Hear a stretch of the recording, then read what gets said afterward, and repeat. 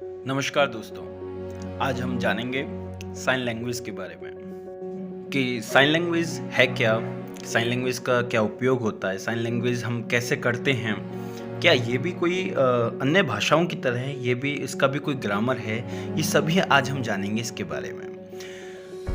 इससे पहले अगर आप सभी मेरे YouTube चैनल पर नए हैं तो आप सभी से निवेदन है कि आप सभी YouTube चैनल को सब्सक्राइब करें और बेल आइकन को दबाना ना भूलें, जिससे कि आपको मिलती रहे पूरी की पूरी जानकारी।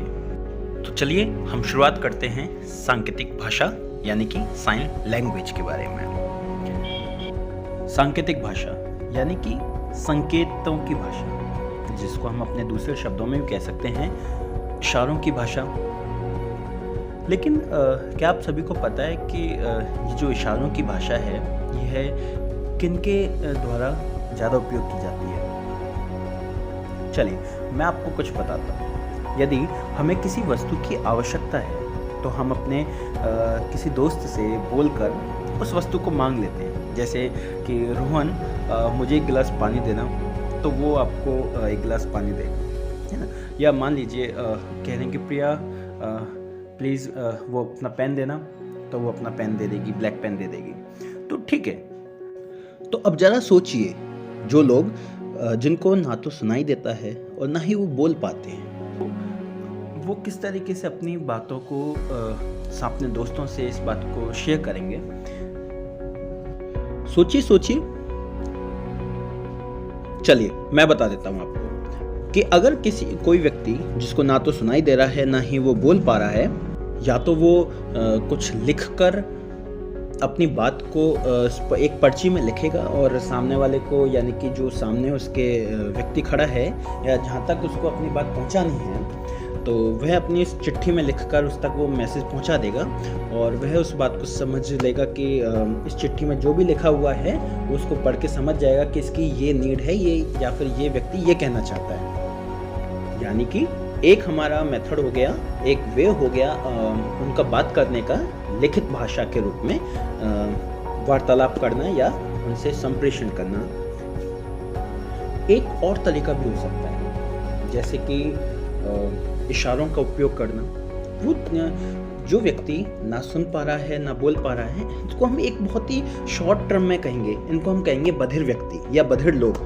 तो हम उतना बड़ा शब्द ना कहकर हम एक छोटे से शब्द में इनको समायोजित कर देंगे, बधिर। तो जो बधिर समुदाय है वो अपनी बात को इशारों के माध्यम से भी इस बात को कहेंगे। और हम जो आज का हमारा मुद्दा है, जो आज हमारा विषय भी है, वो है सांकेतिक भाषा के बारे में, कि सांकेतिक भाषा क्या है, और यही चीज़ के बारे में हम जानेंगे आज।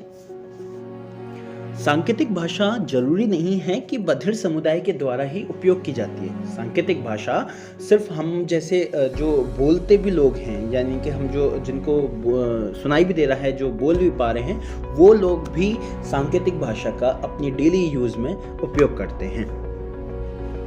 एक और मेथड है जिसको हम बोलते हैं स्पीच रीडिंग। आम भाषा में हम ये भी कहते हैं लिप रीडिंग, कि बधिर व्यक्ति किसी सामने वाले व्यक्ति के उसके होठों को देखता है कि सामने वाला क्या कह रहा है या उस क्या कहना चाहता है। देखिए, सांकेतिक भाषा भी एक भाषा है। इसमें भी बहुत ही प्रकार के अलग अलग रोचक शब्द हैं, शब्दों के साइन हैं, इशारे हैं, जिनको जो बधिर बच्चे हैं और बधिर समुदाय है वो उसको अपने डेली यूज़ में उपयोग करते हैं। देखिए आप सभी हमारे साथ जुड़े रहिएगा और हम आपको बताते रहेंगे सांकेतिक भाषा के बारे में, नई नई चीज़ों के बारे में, कि सांकेतिक भाषा में अंग्रेजी में अल्फ़ाबेट ABCD A से लेकर Z तक हम किस तरीके से बोलते हैं। और सबसे महत्वपूर्ण बात यह है कि जो सांकेतिक भाषा है उसका उपयोग हम बालकों के साथ, यानी कि जो बधिर बालक बालिकाएं हैं, उनके साथ हम किस तरीके से उपयोग कर सकते हैं। बेसिकली हम सभी जो विशेष शिक्षक हैं जितने भी हैं, तो उन बच्चों का ज़्यादा लाभ होगा, जिससे कि वो सांकेतिक भाषा के माध्यम से उन बच्चों को पढ़ा सकते हैं। बाइलिंगुअली मेथड उनका यूज़ कर सकते हैं, टोटल कम्युनिकेशन यूज़ कर सकते हैं। तो ये सारी चीज़ें आज हमारे साथ अब जुड़े रहिएगा और हम आपको एक एक चीज़ के बारे में बताते रहेंगे इसके बारे में क्या आपने भी ऐसा कभी देखा है कि कोई दो व्यक्ति आपस में इशारों में बात कर रहे हैं और हमको कुछ समझ में नहीं आ रहा, कुछ भी नहीं? आप हमारे साथ ऐसी कुछ बातों को भी हमारे साथ शेयर कीजिएगा कमेंट बॉक्स के साथ। चलिए आज की वीडियो में सिर्फ इतना ही कि सांकेतिक भाषा एक इशारों की भाषा है, जिसमें ना सिर्फ बधिर समुदाय बल्कि जो बधिर समुदाय के अलावा जो अन्य समुदाय है वह भी सांकेतिक भाषा का अपने डेली यूज़ में उपयोग करते हैं, जिसमें विभिन्न प्रकार के आपके चेहरों के हाव भाव और हाथों की बनावट, स्पीच रीडिंग, राइटिंग, ये सारी चीज़ें उसमें समावेश होता है। मिलते हैं अगले वीडियो में। धन्यवाद।